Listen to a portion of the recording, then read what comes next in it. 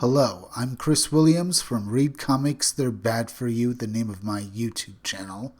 Or if you're watching this on BitChute, the name of my BitChute channel is Comic Freak.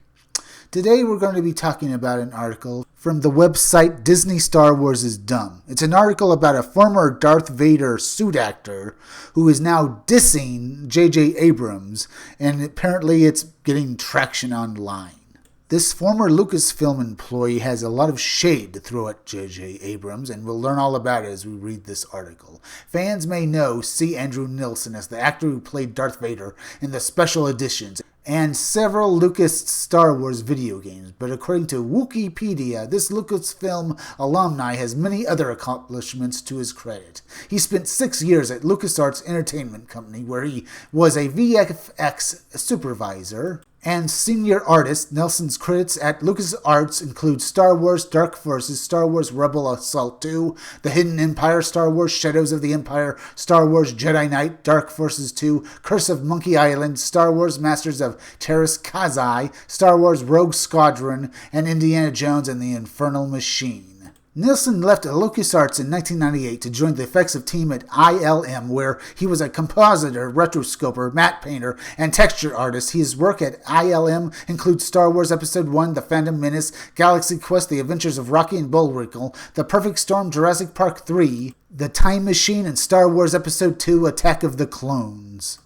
C. Andrew Nilsson also released a meme that's going online right now and doing the rounds, how basically the Star Wars fandom is paying more attention to The Mandalorian, while The Rise of Skywalker is basically a drowning child. And that is an apt metaphor and a very funny meme. I mean, I guess some people might not like it, but I find it kind of funny because Kathleen Kennedy is pretty much drowning right now. C. Andrew Nilsson, my sentiments exactly. J J Abrams is not a bad filmmaker. He's more of a lazy filmmaker. Not lazy in his work ethic, but in his storytelling. He relies far too heavily on his mystery box concept of storytelling and the notion of mystery driving infinite possibilities. In other words, he allows himself to always pull a rabbit out of a hat whenever it's convenient. That works great if you're Bugs Bunny handing Yosemite Sam a lit stick of dynamite out of nowhere. It's a cheat when telling a human story. His films aren't awful, they just aren't compelling, and he pulls too many sticks of dynamite out of nowhere. I wholeheartedly agree with C. Andrew Nilsson here. J J Abrams' directing was at best mediocre. Or like The Force Awakens, JJ just relies too heavily on nostalgia to sell his movie. Now we're going to be looking at some comments that were left on this article that bring up some good points we can talk about.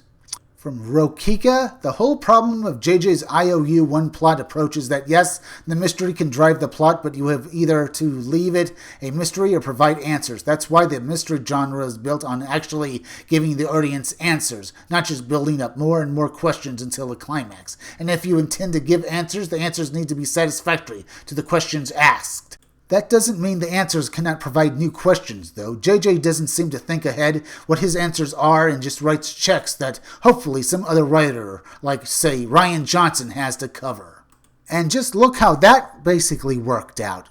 Rian Johnson was able to give us a big steaming pile of nothing that we would ever want to see in a Star Wars movie, and it was wholeheartedly agreed to by Kathleen Kennedy, so we can say that J J Abrams' mystery box technique does nothing but make sure that other writers can just give us even worse movies in the future that their superiors will be happy to put in theaters so people will have to suffer through them.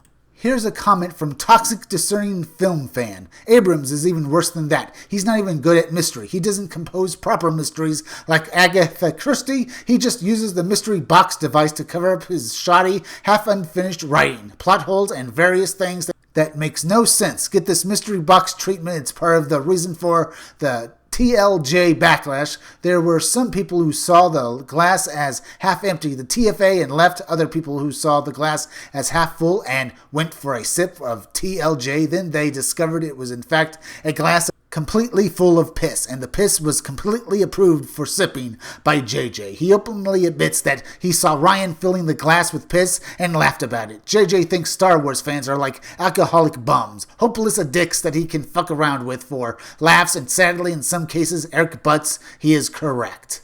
Sadly, that is so true, because if you look at the state of the Star Wars fandom and the movies we are getting now, some people are happy with what they're getting, but I most certainly am not. Here's another comment from Alex Garcet, 2520. And the piss was completely approved for sipping by JJ. He openly admits that he saw Ryan filling the glass with piss and laughed about it. That interview shows that JJ sees himself as nothing more than a hired hand. Yeah, JJ has no real creative vision. He just basically takes a hacksaw to the works of others and he just basically rearranges it and then puts in a bunch of agenda politics and then he calls it a movie. Here's one from Ape She 1T.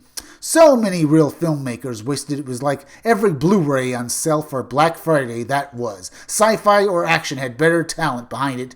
Not so. Those SW Lucasfilm creatives, besides vetted OG, seem to be frauds, gambling with the IP against PC content. US educated and or frustrated media viewers are losing our minds on franchises just pissing on our faces. If I see one more I Speak Spanish 2 movie and contains breaking border security, I want to kill myself, because a woman is always in charge, living on hard whim. The entire plot is crazy when Ford Ferrari is a masterpiece in comparison to even all the current Star Wars movies combined. Or that the Last Planet Apes trilogy is already better than all of the Disney movies minus a few moments. Now we're going to look at part of an article that basically covers all the points we just talked about, except one point it did bring up that I found interesting. However, in a recent interview with Rolling Stone, Abrams tried to downplay the TED Talk and the mystery box style of filmmaking. He stated, and this is good, "It's not a driving force at all. I'm not actively thinking how do I employ mystery box strategy to this story. What I meant was just that a good story makes you want to understand what's going on, what makes it tick, what's inside, and it was my friend and a talented producer, Brian Book, who, when I was trying to figure out what the hell I was going to talk about at the TED Talk, said, why don't you talk about the box you have? What do you make of Nelson's criticisms of J J Abrams and the Disney Star Wars sequel trilogy? Well, I say my criticisms are that JJ shouldn't direct any more Star Wars movies, and in fact, he shouldn't direct any more movies, period, because I hate his filmmaking, and he needs to be out of Hollywood. In fact, like I've stated before, all of the current head members of Disney and Lucasfilm should be out on the street and should never be allowed within 30 yards of any prominent franchise ever again, unless we want more movies like The Last Jedi or even, well, The Force Awakens, while a passable movie, in my opinion, was just a horrible mess. That is my opinion on this, because I hate the Disney Star Wars trilogy. The Disney trilogy should be ripped from canon, like many others in the fan base have said recently. And I have no hope for The Rise of Skywalker, because with all the rumors going around, most assuredly some of them are false and placed there by Disney to muddy the waters, that this movie will blow in ways beyond anything we've seen before, and maybe in ways beyond even The Last Jedi. But hey, it was the article asking me my opinion on this, and I just gave it to you folks. If you want to see this movie, that's fine, but I still say we should basically reject it and hope that everyone boycotts this movie. And I have to say, C. Nelson is an incredibly brave man throwing shade at Lucasfilm, because he probably won't work at anywhere near Hollywood in the future now, because they'll probably boycott him, sadly. But he is a brave man and his words are true. I can only hope that he finds a career somewhere and that his talents will be put to good use. But I have my doubts, and that Disney will probably make an example of him because they're that kind of B-words. So in honor of brave men like C. Andrew Nelson and Doomcock, who stand before the dying juggernaut that is Disney, what with them basically poisoning the waters of their own fan base so that no one will see their own movies, I say we boycott episode 9. I must be enjoying this video because I turned British there for some reason. Anyway, if you like this video, subscribe. Make sure you're still subscribed, because YouTube is going around unsubscribing people, so make sure you are still subscribed. If you're watching my videos but you have not subscribed, please subscribe to me. Subscribe to my YouTube channel, Read Comics. They're bad for you. Then go over to BitChute and subscribe to my BitChute channel, Comic Freak. Hit that bell for notifications. Hit that like button and leave some comments down below. And if you could you please share this video? Share share it on Twitter and share it on Facebook. Share it anywhere you think it would do the most good, because YouTube isn't going around promoting their own YouTube creators anymore, and it would really help me if you could please share this video. Now it's plug-in time again, so keep checking back in future videos for more information on my own upcoming independent comic book Scumdogs. I'm Chris Williams, and I'll be back again tomorrow with another video or review.